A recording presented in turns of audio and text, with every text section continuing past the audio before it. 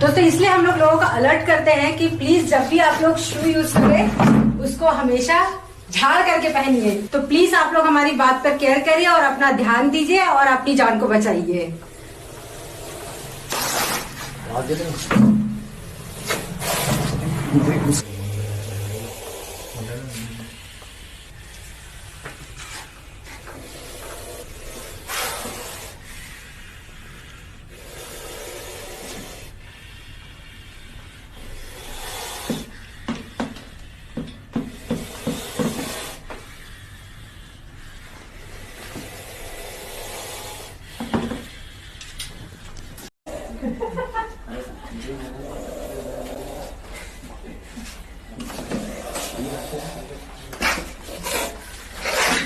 दोस्तों इसलिए हम लोगों को अलर्ट करते हैं कि प्लीज जब भी आप लोग शू यूज करें उसको हमेशा झाड़ करके पहनिए। तो प्लीज आप लोग हमारी बात पर केयर करिए और अपना ध्यान दीजिए और अपनी जान को बचाइए।